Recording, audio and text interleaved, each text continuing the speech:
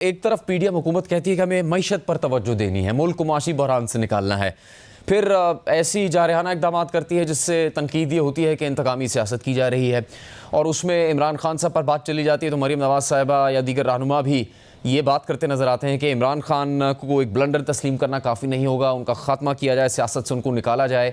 अब शाह महमूद कुरैशी साहब का एक मौक़िफ़ इस हवाले से सामने आया है। खुर्रम साहब, शाह महमूद कुरैशी तस्लीम भी कर रहे हैं कि नवाज़ शरीफ के साथ गलत हुआ, पर वो ये भी कह रहे हैं साथ के जो कुछ उनके साथ गलत हुआ उससे उन्होंने भी कोई सबक नहीं सीखा। मुस्लिम लीग नून का रद्द-ए-अमल क्या होगा? क्या उसी तरीके से इमरान खान को भी सियासत से बाहर करना चाहती है मुस्लिम लीग नून, बावजूद इसके कि तहरीक इंसाफ तस्लीम कर रही है कि नवाज शरीफ के साथ गलत हुआ? जी, हम अपने सियासी मुखालफीन को इंशाअल्लाह पाकिस्तान की आवाम की हिमायत से शिकस्त देंगे।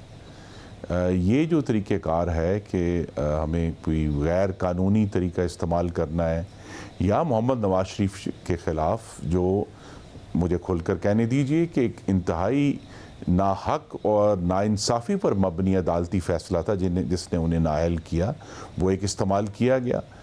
और जो अदलिया का सारे मामले में किरदार है उस पर भी बहुत गुफ्तगू हमें मज़ीद करने की ज़रूरत है।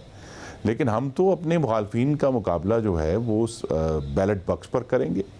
ये इससे कता नज़र है कि अगर आप जिस तरह तहरीक इंसाफ के जो अरकान हैं उन्होंने किया है कि अगर आप टेलीविज़न पर आकर अफवाज पाकिस्तान को बगावत पर उकसाएंगे और ये समझेंगे कि एक्शन नहीं होगा, तो ये तो नहीं है। या आप अगर इदारे जो आइनी इदारे हैं उनके अहलकारों के ख़ानदानों को धमकियां देंगे और आप समझेंगे कि एक्शन नहीं होगा, तो एक्शन तो होगा।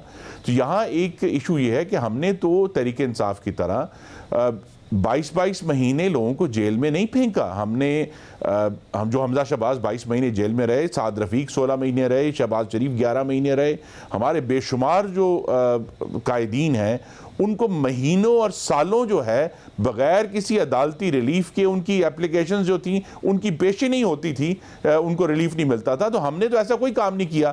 अगर हम समझते हैं कि हमने दुरुस्त तौर पर कानून के तहत गिरफ्तार किए लोग, उनको अदालत ने रिलीफ दिया, वो आज बाहर आ गए।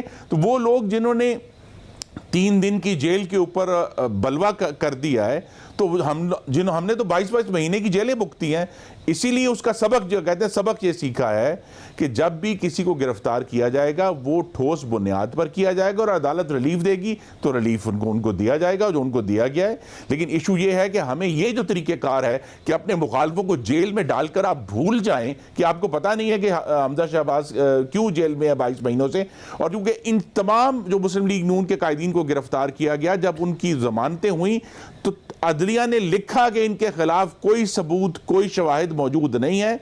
तो लिहाजा अभी भी हम अगर किसी को गिरफ्तार करेंगे तो सबूत और शवाहिद की बुनियाद पर करेंगे, या फिर जो कानून कहता है कि अगर आप तशद्दुद पर उकसाएंगे, बगावत पर उकसाएंगे या लोगों को धमकियां देंगे तो तब गिरफ्तारियां होंगी। अदरवाइज तो हमने किसी तहरीक इंसाफ के जो लीडर हैं उनकी गिरफ्तारी नहीं की और ना ही होगी। लेकिन खुर्रम दस्तगीर साहब, सबक तो कोई भी नहीं सीखा, या अगर सीखा है सबक तो ये सीखा है कि 5 साल की जेल की तजवीज़ लेकर आ गई है मुस्लिम लीग की नून की हुकूमत। और जब तहरीक इंसाफ के दौर में ऐसी बात हो रही थी तो मरियम औरंगज़ेब साहिबा ने यह जवाब दिया था मज़म्मत और मुखालफत करते हुए उन लोगों को जो इस बिल को ला रहे हैं कि अदलिया और अफवाज पाकिस्तान के बारे में बात करने पर 5 साल की जेल हो सकती है। उनको कहा था कि आइन पढ़े, तो अब मुस्लिम लीग नून हुकूमत में आ गई तो अब आइन साइड पर रख दिया।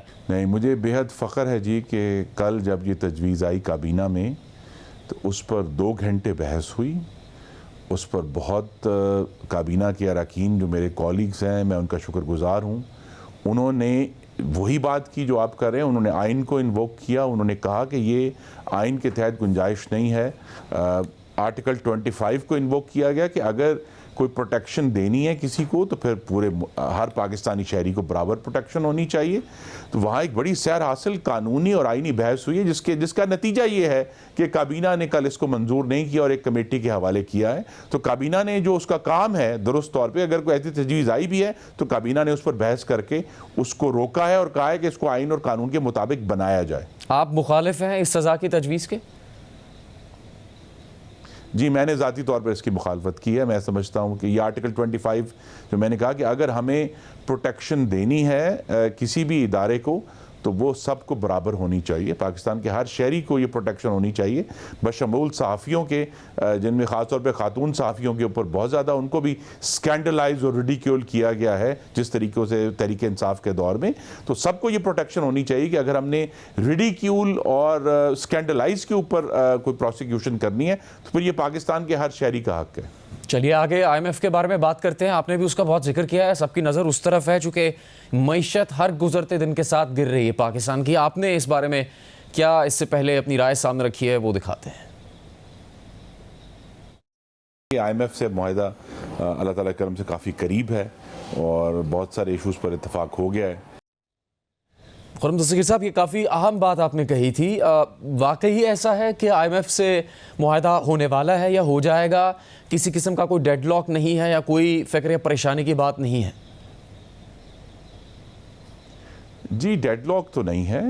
एक बहुत सैर हासिल और मैं कहूँगा विगरस गुफ्तगू IMF का जब से मिशन आया पिछले हफ्ते से 10 दिन से हो रही है और मुझे बड़ी तवक्को है कि ये इंशाल्लाह ऐसा तरीके से कामयाब हो जाएंगे या हम ये जो प्रोग्राम है उसको रिवाइव करने में इंशाल्लाह कामयाब होंगे, ताकि हम आगे चल के उसमें IMF की तरफ से बार बार यही कहा गया कि हुकूमत ने जो भी रिलीफ देना है या जो भी इश्यूज सॉल्व करने हैं उसका कोई ठोस प्लान जो है वो दिया जाए उनको, ताकि उसके मुताबिक फिर वो रिपोर्ट करें।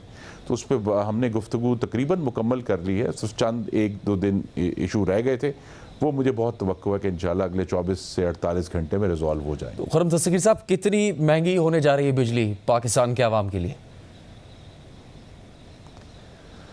जी, ये अभी तो ये मैं सिर्फ आपको बता सकता हूँ कि जो हमने पिछले मौसम गर्मा में बिजली के बुनियादी टैरिफ में जो इजाफ़ा किया था, बुनियादी टैरिफ में कोई तब्दीली नहीं की जा रही। कुछ ऐसे महसूलात हैं जो पिछले साल हमने मौखर किए थे, उसके ऊपर गुफ्तगू हुई है IMF से, लेकिन बिजली के बुनियादी टैरिफ में कोई फ़र्क नहीं डाला जा रहा।